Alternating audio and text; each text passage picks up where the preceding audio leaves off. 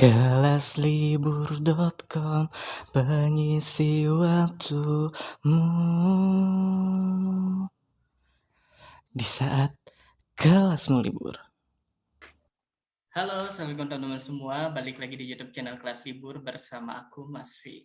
Di kesempatan kali ini, aku berkesempatan untuk mengundang salah satu temanku yang saat ini sedang melaksanakan perkuliahan S2 di negara Jerman. Nah, jadi di dalam kesempatan kali ini, selain sedikit bernostalgia dengan dia, aku ingin sedikit berbincang-bincang mengenai COVID-19 di negara Jerman. Dan langsung saja ya, kita sambut ini dia Sarah Vergi. Halo Sar. Suara lu kecil nih Sar.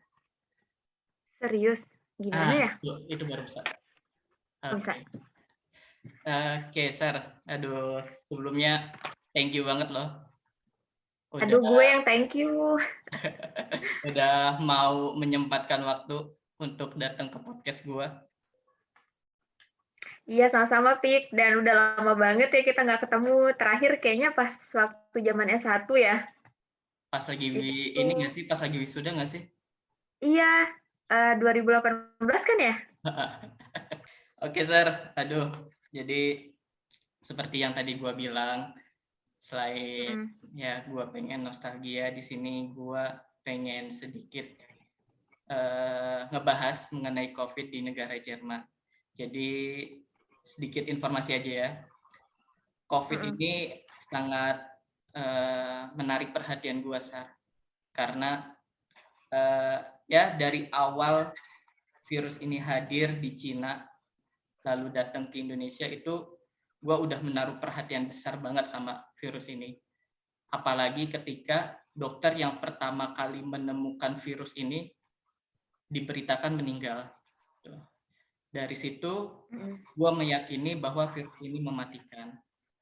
Dan ternyata benar mematikan, dan sudah banyak korban termasuk bokap gue. Nah, jadi ya meskipun pada saat ini sebenarnya pemerintah Indonesia itu telah banyak melonggarkan dibandingkan beberapa waktu sebelumnya, tapi gue masih takut dengan virus ini. Terus gue ngeliat nih Instastory lu, ternyata kok di Jerman itu lu dan teman-teman lu seperti sudah bebas gitu, Sar, tidak menerapkan protokol kesehatan. Nah, dari situ membuat gue penasaran nih, gimana sih situasi COVID di negara Jerman. Jadi boleh ya lah ya, sedikit cerita-cerita COVID di negara Boleh, Kopi. Oke, Sar. Mungkin sebelum menyambung ke berita tentang COVID di Jerman, boleh dong cerita dulu nih, aktivitas lu di Jerman apa aja? Curhat. Jadi itu kegiatan gue masih kuliah, Pik.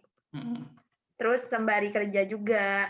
Kuliah di? Nah, gue itu kuliah, nama kampus gue Deggendorf Institute of Technology. Itu letaknya di Bavaria. Sekitar berapa jam ya? Kurang lebih 3 jam lah dari kota kampus gue ke Munchen. Lu ngambil jurusan? Gue ngambil jurusan International Tourism Development. Berarti sudah keluar dari komunikasi ya? Ya, gue jadi anak tourism nih sekarang. Jalan-jalan mulu kerjaan gue. Pantesan, gue ngeliat Instagram lu ke Porto, kemana.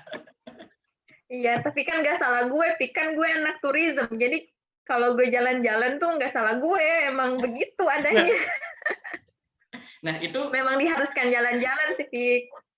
Nah, itu lu kok bisa, Sar? Maksudnya apa lu jalan-jalan itu sambil kerja atau ada mata kuliah yang memang itu mengharuskan lu untuk pergi ke negara lain? Sebenarnya nggak ada sangkut paut sama studi, Pik. Kalau gue jalan-jalan itu sekedar hobi gue doang. Nah, itu berhubung kuliah gue sampai sekarang itu online, ya jadi gue feel-nya itu kayak gue belajar teori doang. tapi jalan-jalannya nggak ada, tatap muka pun nggak ada, Pik. Nah, jadi untuk membalancekan itu semua, jadi gue belajar teori dari kelas gue, terus gue jalan-jalan sendiri tuh untuk menerapkan teori gue. Oh, gimana nih kalau over tourism gitu-gitu, kayak gitu. Nah, gue kebetulan jalan-jalan pas pandemi nih. Jadi gue nggak tahu nih feel sebenarnya tourism tuh gimana gitu. Nah, pas apa namanya? Pas gue jalan-jalan yang lu lihat itu seperti yang lu lihat gue ke Portugal, Spanyol, ke Poland. Nah, itu masih ketat banget sama COVID fix sebenarnya. Nah, ada apalagi di Jerman ya. Di Jerman tuh sangat ketat dengan protokol COVID. Nah, ya sekedar ya lu tau lah hobi gue dikit-dikit di Instagram jalan-jalan. Bulan depannya jalan-jalan lagi. Terus minggu depannya lagi jalan-jalan.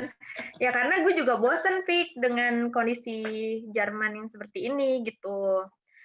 Sebenarnya motivasi gue tuh pengen nyari udara segar aja gitu. Oh, berarti sebenarnya pembatasan itu masih ada ya di Jerman, Sar? Masih banget, Fik. Nah, baru 2 minggu yang lalu ya, kalau nggak salah. Gue kan lagi di Poland tuh waktu itu. Nah, di Poland itu udah bebas masker. Nah, terus kayak gue ngeliat kayak, kok orang-orang pada nggak pakai masker lagi ya? Nah, gue nggak tahu tuh di Jerman, karena posisi gue masih di Poland waktu itu. Nah, pas gue balik ke Jerman, itu kayak toko-toko tuh orang udah nggak pakai masker lagi. Memang ada beberapa yang pakai masker, masih pakai masker. Nah, tapi tuh gue kayak aneh gitu loh, Bik, jadinya. Pas gue di kerjaan, gue masuk kan gue libur, waktu itu gue ngambil libur sekitar 2 minggu. Terus sekarang kerja di Jerman kan? Gue di Jerman, gue tinggalnya di Leipzig. Terus? Nah, terus pas waktu gue kerja, kata kolik gue ngomong, Sarah kok pakai masker sih? Masih aja orang ini udah bebas masker. Gue kayak, serius? Oh, aku pikir cuman kayak Poland doang yang bebas masker. Enggak kok, di Jerman juga udah, kayak di seluruh Eropa, Uni Eropa kayaknya udah bebas masker gitu, udah bebas nggak pakai masker lagi. Nah, terus gue buka tuh masker gue, kan gue jadi nggak enak ya kerja sendiri pakai masker. Nah, terus orang-orang tuh udah kayak normal-normal gitu, biasa aja sekarang. Oke. Nah, sebelum membahas, bentar, Sar. Kayaknya lu udah mau bercerita banyak nih tentang keadaan sekarang. Tapi sebelum kita ke arah sana, ada yang mau gue kepoin dulu nih, Sar. Kan? Ya udah, lu kepo apa lagi? Waduh. Kepo mulu deh kayaknya sama gue ya. Nah, kan gini, Sar. Di luar perbincangan ini kan lu bilang, lu itu kuliah tahun 2020. Nah, ya, ketika datang, lu berada di dalam kondisi Jerman ini sedang lockdown. Nah, di saat lockdown itu, lu melihat nggak kondisi sosial masyarakat di Jerman itu seperti apa? Apakah lu masih bisa melihat orang-orang yang berkumpul di restoran?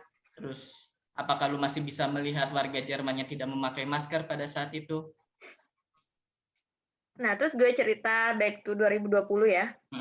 Pas gue nyampe Jerman pertama kali, itu sekitar bulan Maret. Ya.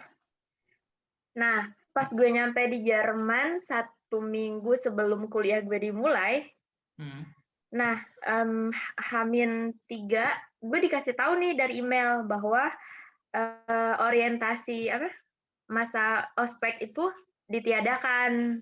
Nah, karena virus COVID udah masuk Jerman dan sekitarnya waktu itu. Dan gue shock, Pik. Dan gue tuh pikir kalau kenapa gue datang di saat kayak gini ya, saat pandemi ya. Gue pikir kayak udah biasa aja gitu di Jerman. Di Eropa tuh kayak COVID tuh nggak masuk, ternyata masuk gitu. Nah, di situ gue kaget karena harusnya gue masuk kuliah, jadi semuanya online, semuanya apa-apa jadi ke-pending gitu loh, Pik. Nah, pas gue ke kampus gue. Oke, lanjut. Kenapa lu mau ngomong apa tadi? Nah, ketika lu di Jerman itu berarti berapa lama, Sar? Lu merasakan lockdown di Jerman itu berapa lama? Nah, pas waktu bulan Maret itu, udah bener tuh langsung lockdown.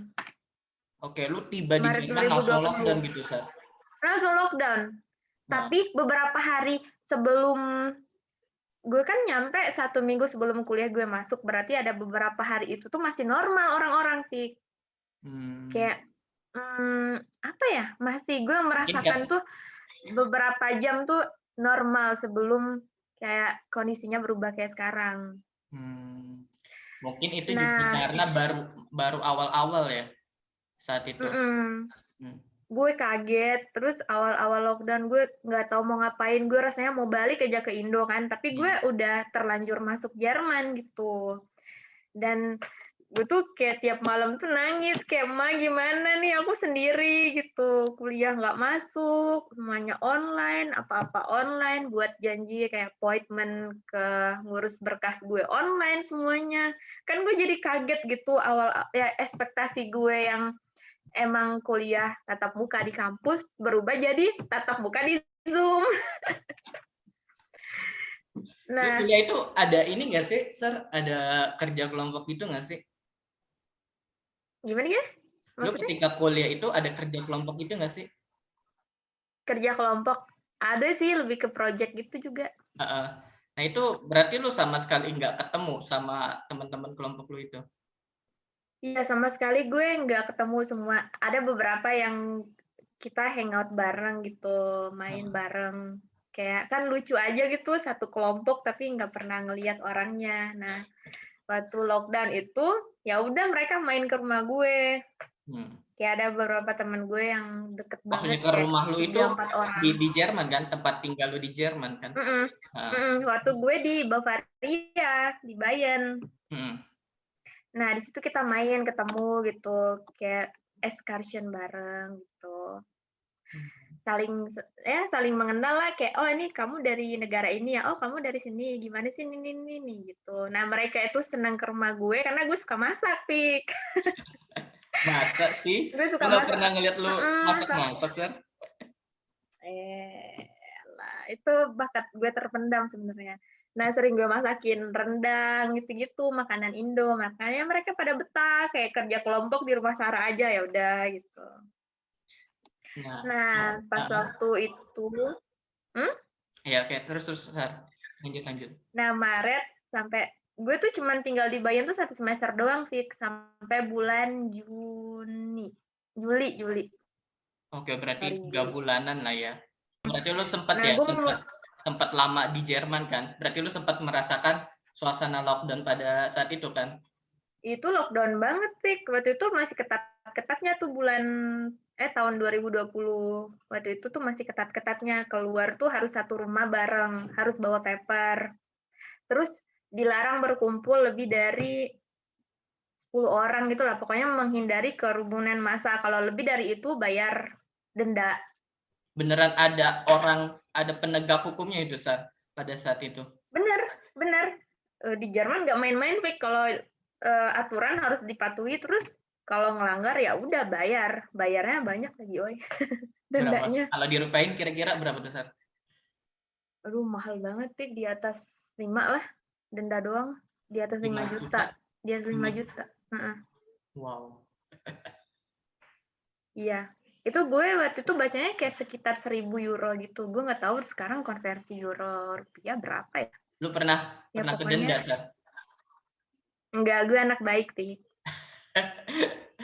Nggak Nggak percaya. pernah keluar rumah gue, kecuali cuma grocery doang, ke supermarket, beli belanja bulanan gitu doang yang keluar. Berarti lu nggak pernah melihat, ya pasti ada lah ya yang melanggar, tapi dari pandangan lu ketika saat itu, pernah ngeliat nggak ada masyarakat Jerman yang melanggar? Itu banyak banget. Nah, terutama tuh flatmate gue waktu di Bayern. Nah, dia tuh anaknya suka party-partyan gitu, ngumpul-ngumpulin temannya di rumah. Gue kan ngerasa kayak, kalian tuh dari mana? Pergi-pergi, keluar, langsung ngumpul aja gitu. Gue kan nggak tahu ya, kayak waktu itu kan belum ada vaksin, belum ada apa, masih parno kan semuanya. Nah, gue kayak, kan lu jangan bawa teman-teman lu dong ke rumah. Kan lu maksudnya jangan egois gitu. Lu tuh nggak sendiri tinggal di rumah ini, kita tuh berempat. Gue tinggalnya berempat waktu itu, Pik. Nah kayak ya udah gue kan ngerasa nggak enak ya, dan gue mau ke dapur juga mikir-mikir. Hmm. Nah terus akhirnya kayak ya kalian kan tahu ya gimana rules-nya kalau ngumpul-ngumpul gitu, kalau kita nelpon ke pihak yang berwajib kalian bisa denda gitu. Nah berhubung gue ini masih ada toleransinya sama kalian, ya udah gitu kayak gak usah ngumpul-ngumpul di rumah gitu. Oke. Nah, ketika Kayak lu nah kan berarti ada temen lu nih ya yang istilahnya bandel pada saat itu. mm-mm, Berarti kalau dari mereka pribadi sebenarnya tidak takut dengan COVID dong, Sar? enggak, masih anak bawah banget, Pik, di bawah gue 4 tahun ya, masih anak-anak remaja banget. Oh dia bukan pasca berarti ya? Nggak satu kuliah sama lu? Satu kampus, tapi mereka anak S1 semua. Oh, oke. Nah, tapi kalau misalnya ketika lu berbincang-bincang dengan teman-teman pasca lu, itu pandangan mereka tentang COVID gimana, Sar? Apakah mereka sama kayak lu, ada sedikit parno dengan COVID, atau mereka, ya ini mah cuma flu biasa gitu? Mereka juga worry ya, Pik, karena teman-teman gue itu udah lumayan, apa ya, mature banget dari gue, Pik. Dan malah gue tuh paling muda di kelas. Dan mereka tuh Hmm. teman-teman gue udah pada 30, 40, 50-an gitu tahun. Nah, mereka lebih bijak lah untuk menanggapi kasus COVID ini gitu. Kalau kita pergi-pergi kayak, mana nih sanitizer gitu. Terus masker, masker, masker kayak gitu, kayak pokoknya kayak apa ya? Ya sewajarnya lah, Fik, kayak gitu. Kayak cerita-cerita COVID juga, apa namanya, kayak, "Iya nih di tempat aku," kayak dia kan ada salah satu teman gue dari Kolombia, "Iya nih di Kolombia tinggi banget kasusnya bla bla bla gini, kayak keluarga aku tuh pernah kena ini," kayak gitu deh pokoknya. Oke, berarti dalam Terus satu jadi semester itu, was-was sendiri aja gitu. masyarakat sana juga Mhm, menjadikan COVID sebagai topik penting ya? mhm. Itu masih topik-topik terhangat banget. Oke, kan lu berarti setelah satu semester itu selesai, lu balik Heeh, nih ke Indonesia kan? mhm. Nah, ketika lu balik ini, itu lu berapa lama di Indonesia tuh? Setahun, Lu kuliah berapa semester? 3. 3. Berarti lu balik lagi di semester 3 awal atau di semester 3 Gue akhir? dos semester akhir banget karena gue balik tuh gue, buat master tesis gue sebenarnya. Hmm. Nah, berarti ketika lu balik ke Jerman, Jerman ini udah nggak lagi melaksanakan kebijakan lockdown. Pas gue balik lagi setelah 1 tahun, Hmm. gue balik ke Jerman tuh 2021 Juli juga, Hmm. pas summer. Nah, itu pas lagi summer-summernya. Nah, masih, ketat peraturannya, restriksinya masih ketat, itu masih pakai masker gitu-gitu, masih jaga jarak. Nah, di situ kan baru banget muncul vaksin ya waktu itu. Hmm. Nah, jadi, pas tapi berhubung panas kan, apa ya, katanya tuh virus tuh takut sama panas gitu, katanya dulunya ya. Hmm. Nah, jadi, ya orang-orang pada keluar biasa deh kayak, kayak summer holiday tapi masih dengan, restriction yang agak ketat gitu, harus PCR, harus antigen. Oke, berarti sebenarnya Mhm, dari sisi peraturan hampir sama ya, apa yang ada di Jerman sama apa yang ada di Indonesia. mhm. Tapi di Jerman itu harus pakai, masker yang tebel itu loh, Fik, yang kayak KN95 gitu. Hmm. Oke, kan lu berarti kan sempat merasakan ya perbedaan situasi antara di Jerman dengan di Indonesia. Nah, selain mungkin Mhm, peraturan masker itu, ada lagi nggak sih, Sar, perbedaan yang lu temukan nih antara ketika lu berada di Jerman dengan di Indonesia? banyak. Apa tuh? Banyak banget. Nah, yang gue temuin itu di Jerman setelah vaksin Hmm. itu kalau kita mau ke restoran atau ke tempat apa ya, ke toko apa kemana pun, kita harus apa ya, pokoknya tuh kayaknya hampir sama deh di Indo, tapi ini tuh berlaku cuman di Jerman doang deh kayaknya ya. Gue ngerasanya kayak gitu. Apa tuh? Mmm, kalau lu pokoknya harus apa itu namanya, Nge-scan. eee, nunjukin nunjukin QR code lu yang habis vaksin itu plus, ID card. Oke. Jadi harus sesuai sama ID card lu, KTP atau SIM atau kartu mahasiswa. Jadi untuk menyocokkan nama vaksin lu sama ID lu itu make sure itu benar-benar lu gitu. Itu Nah, apa hanya ada di beberapa tempat atau di semua tempat kayak kafe-kafe begitu juga termasuk nggak, Sar? itu semua kecuali ke apotik sama ke supermarket itu dan sertifikat vaksin. Oke. Nah, kalau lu pergi ke toko, ke kafe gitu, tanpa bawa ID card, lu nggak boleh masuk. Meskipun lu udah vaksin, udah booster. Tapi kalau tanpa ID, lu nggak bisa masuk. Itu apakah Dan ada itu dari cukup melelahkan. Nah, itu apakah itu yang meriksa dari pemerintahan atau memang kesadaran dari pemilik toko agar tokonya ini terhindar dari COVID-19? Nggak, ini udah aturan negara sih sebenarnya. Berarti yang meriksa itu siapa, Sar? Apakah memang Dari, ada petugas pemerintah atau hmm, memang dari orang tokonya ada sendiri? petugasnya. Oh, Nggak, maksud gue ada dari petugas toko gitu, maaf. oh, Heeh. Jadi itu, setiap beberapa kali sekali itu dari, kantor pemerintahan Jerman itu ngecek gitu, "Kalian udah sesuai protokol belum?" Kayak udah dicek ini itu, terus diperiksa gitu. Sempat eee, dan gue kan kerja di IKEA juga waktu itu. hmm. Nah, ada dari pemerintahan gitu tuh ngecek kayak, "Oh, kita dari ini," gitu. Kayak ngasih nunjukin ID card-nya gitu kan. Mau ngecek gitu. Oh ya udah, dia ngecek sampai keliling-keliling, ngecek yang pakai masker, ngecek semua kayak udah sesuai apa? Protokol kesehatan belum kayak gitu-gitu. Nah, kalau ada yang melanggar ya di situ juga harus bayar apa? Bayar denda.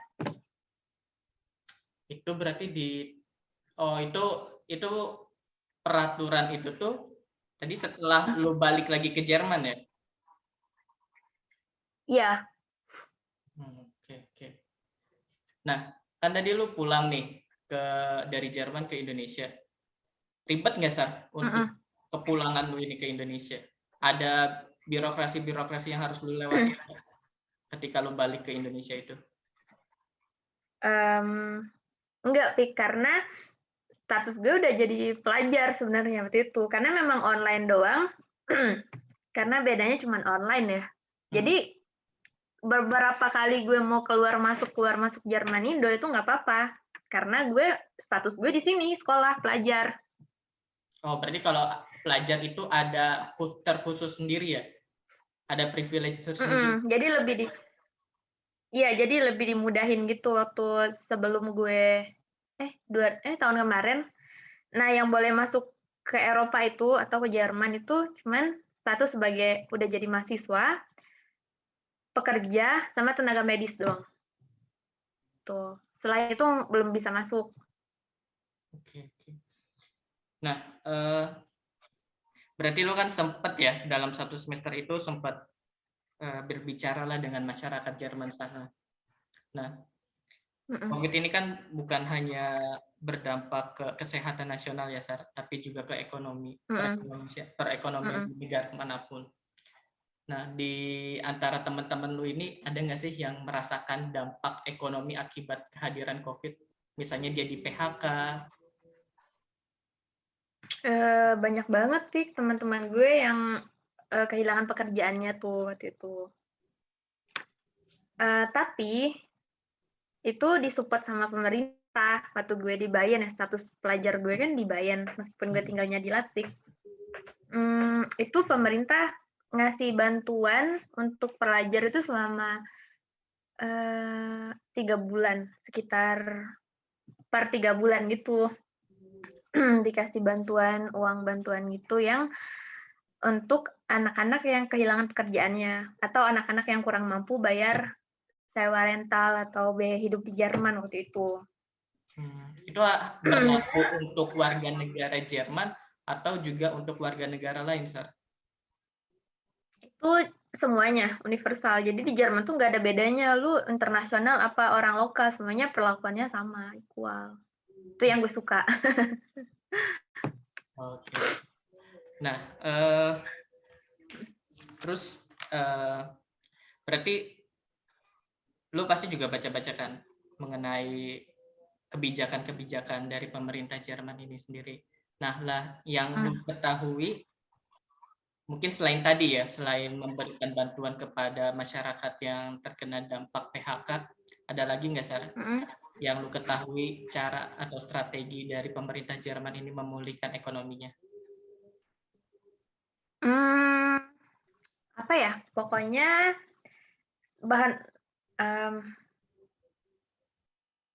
pokoknya itu pemerintah itu berusaha untuk membantu warganya, Fik. Jadi make sure tuh meskipun pandemi gini, orang-orang kena PHK, make sure mereka masih bisa layak tinggal di rumah, masih bisa beli makan gitu. Nah, semua dana-dana pemerintah itu semuanya, emang sih pajak di Jerman tuh besar, itu untungnya, Pik. Nah, pajaknya besar, nah imbasnya kena kita semua nih, kena warga di sini gitu, kena dapat santunan bulanan lah gitu istilahnya. Nah, pas waktu gue kerja itu gue dapat uang bantuan COVID dari kantor gue juga gitu. Nah, kehilangan pekerjaan di Jerman itu.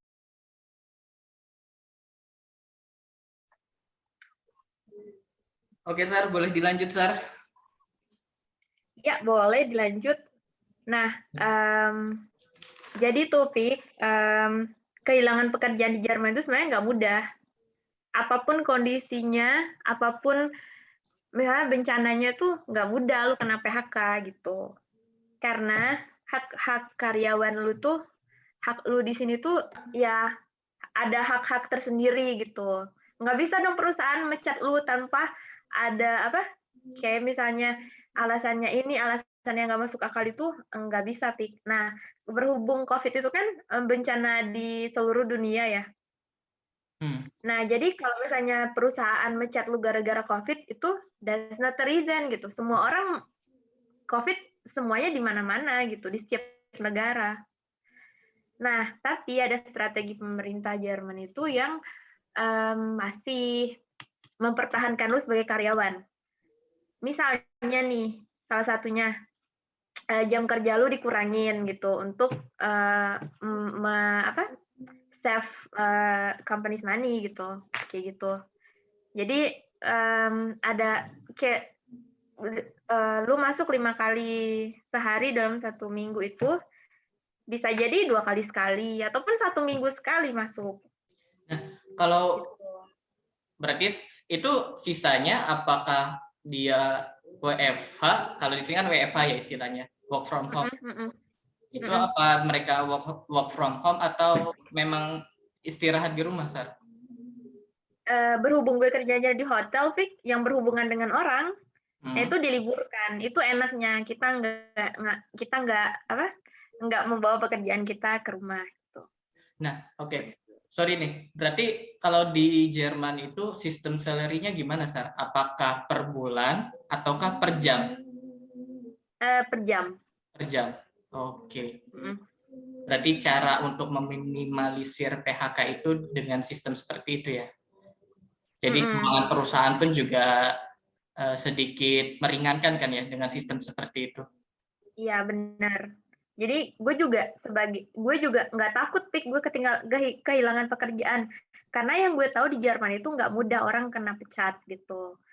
Nah, walaupun dengan pandemi seperti ini, lu kan kalau misalnya jam kerjanya dikurangin, otomatis uang lu nggak mencapai maksimal kan, mencapai cukup lah gitu kan.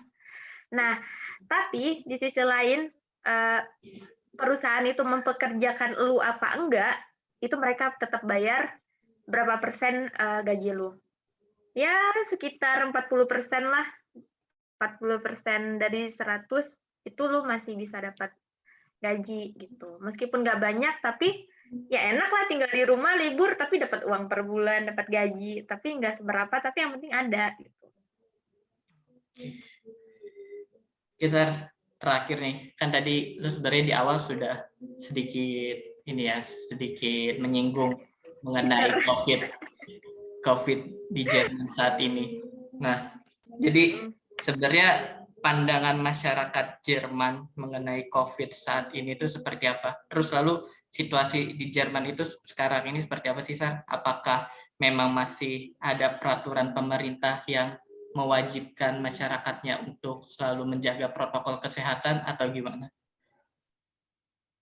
Nah, terlepas dari, gue balik dari tahun lalu ya, karena masih gencar-gencarnya COVID tuh. Nah, di tahun lalu itu banyak demo besar-besaran, besar-besaran di Jerman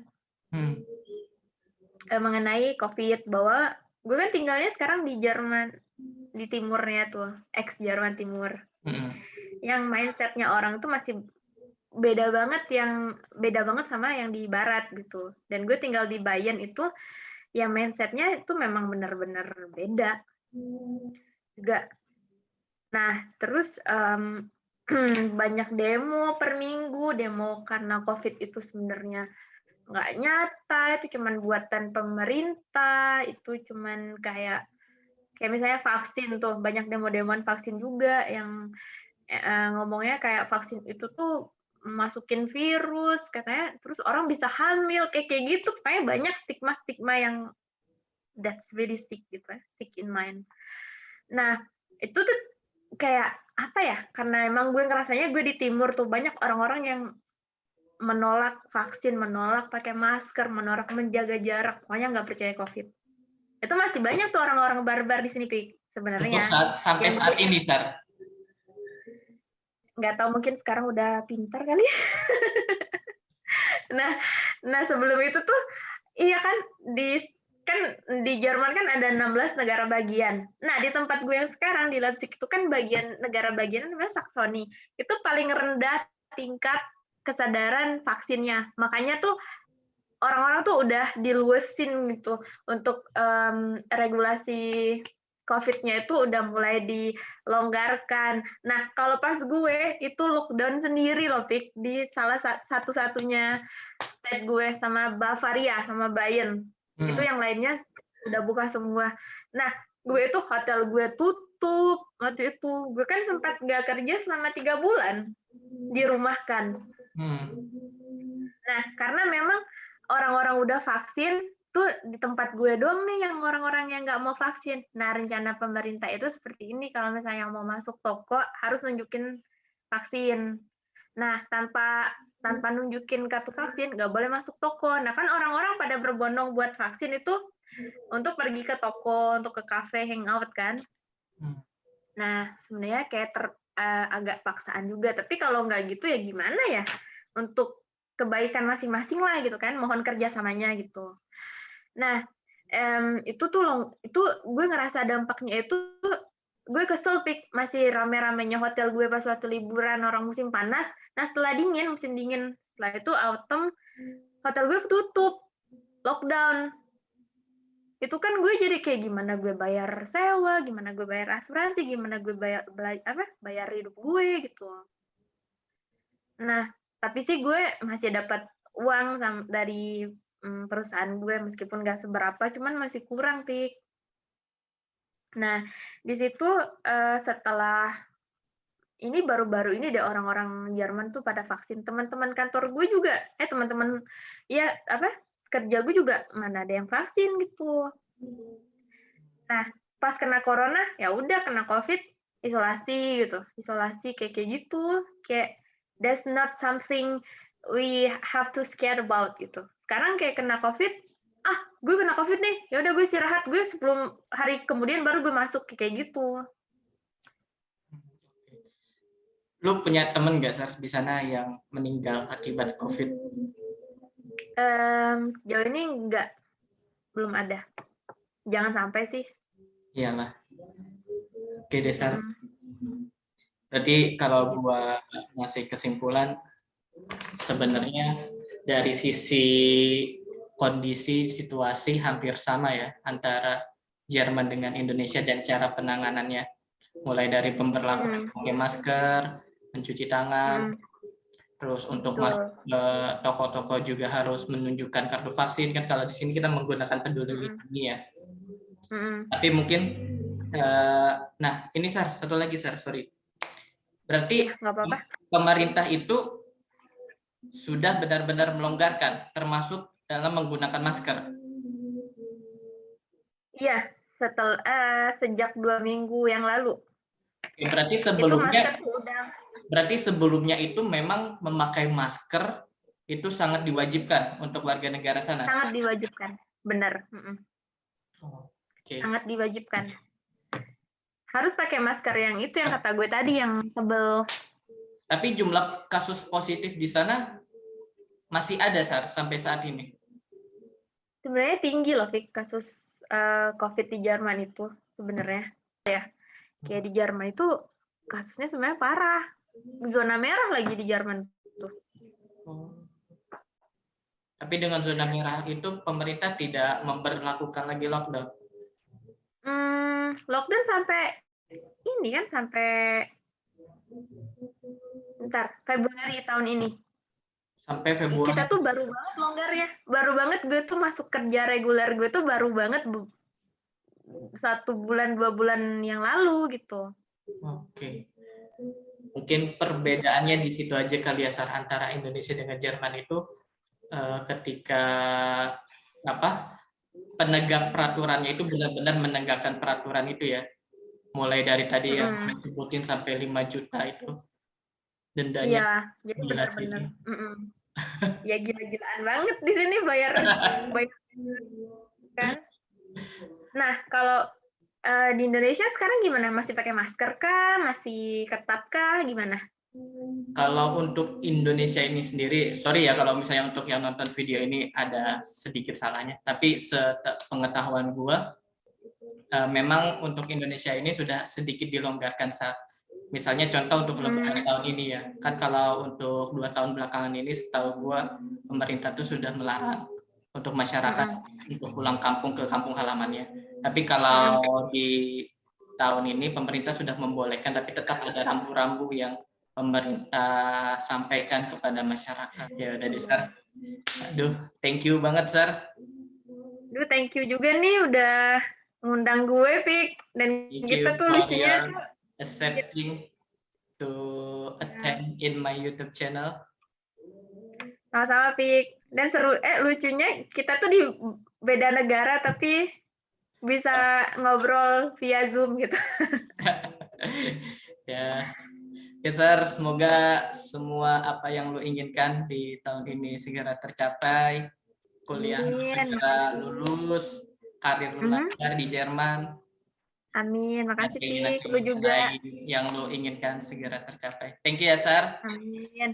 Ya, doa yang sama untuk lu juga ya, Pik. Sehat-sehat ya di sana ya. Amin. Oke, Sar, makasih sekali lagi untuk semuanya. Terima kasih juga udah menonton. Cukup sekian dari video kali ini. Kurang lebihnya mohon maaf. Wassalamualaikum warahmatullahi wabarakatuh.